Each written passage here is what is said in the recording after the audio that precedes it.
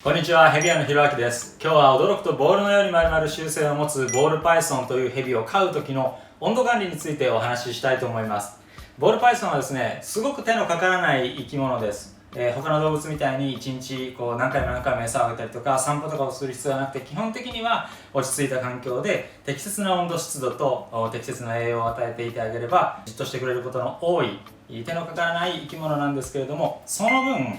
彼らに与える食べ物ですとか環境というのはしっかり整えてあげる必要があるわけですね。ボールパイソンは肺が1個しかないので、片方は退化してしまっているので呼吸器系の疾患になりやすいわけです。適切な温度、それから適切な湿度を維持してあげなければ彼らは、風邪をひいたりとか、ひどくするともっと重い病気、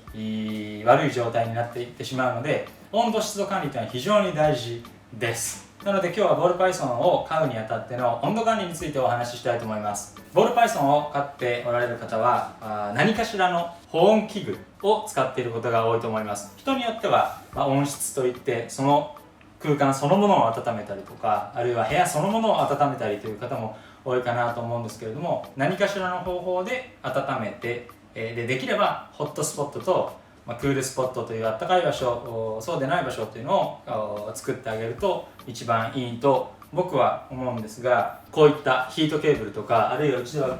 見えますかね、こういうヒートテープみたいなものを使っています。それで彼らが32度から28度の空間の中で生きていけるようにコントロールしているわけですね。でも大体の場合はですね、こういうケーブルを使う、あるいはプレートを使う、フィルムを使う、他の方法で温めてあげると、この32度から28度っていうのをコントロールすることが難しいわけです。大体の場合は上がりすぎてしまうので、それをどうコントロールするかということを今日はお話ししたいと思います。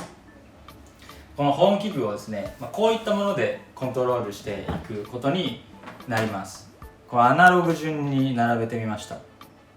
1個ずつご紹介しますね。これは、温度というか、電気の量をコントロールするものですね。これをマックスにしておくと、これをコンセントに挿した時と同じだけの電流が流れるんですけど、それだとちょっと熱すぎるわという場合は、こういうものをかませてあげると、これぐらいにすると流れる電流が半分になるわけです。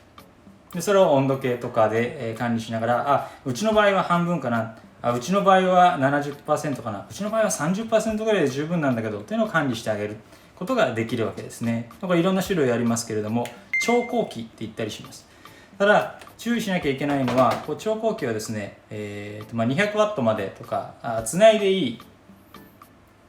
容量が決まっていますので、タコ足をしたりするとすぐに壊れて飛んで壊れたりしますので、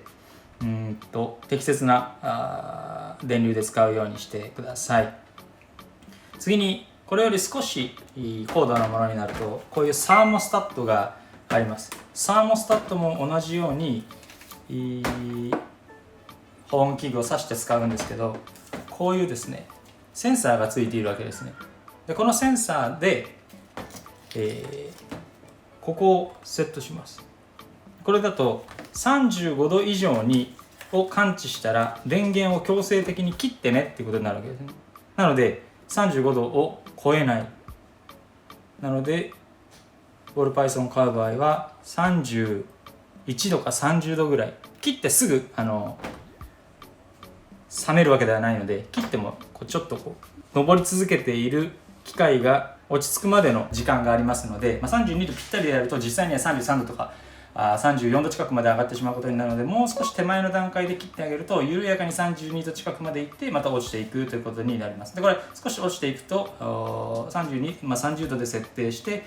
切れてもある程度まで下がるとまた自動でついてというのを繰り返してくれることになるので、こういうセンサー付きの温度計付きのものを使うことで、一定の温度に近い状態でキープすることができます。これはアナログですね。でこれも同じように使っていい容量が決まっています。これだと300ワットまでなので、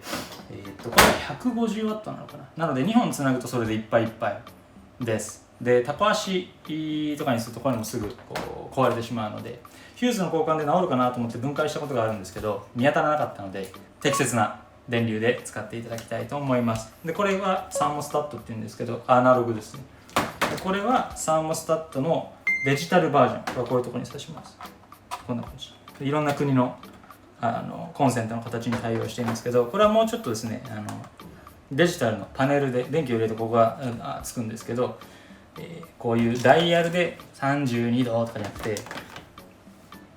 パネルで32度を超えたら電源を切ってくださいということが設定できるわけですね。で、大体こういうデジタルになってくると、じゃあその下の部分はどれぐらいになったらもう一回つけてくださいっていうのをコントロールできるようになるものが多いので、32度になったら切ってください、で30度以下になったらもう一度つけてくださいというのをこ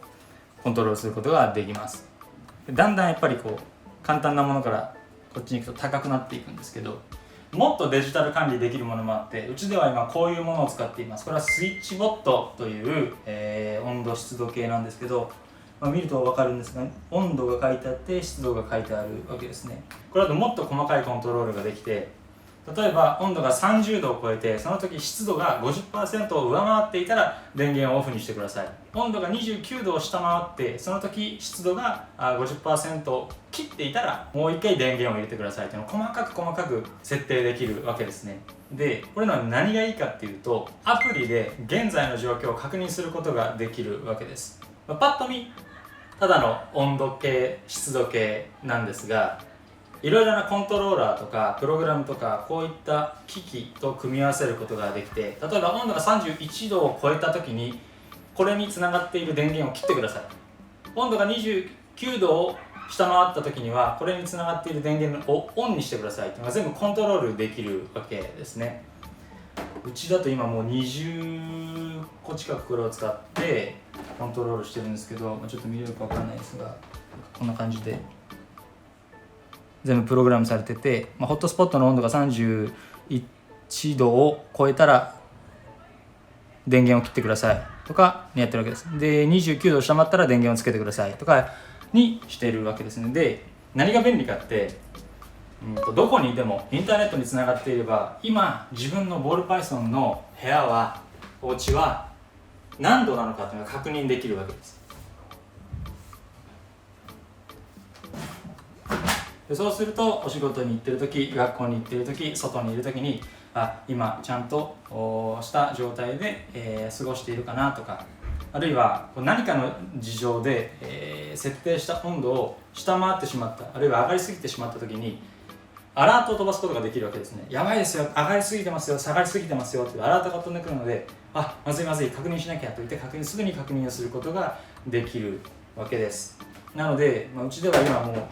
どれから始めたの？これから始めて、こういうのになってこういうものをかませたりしながら今は全部これになりました。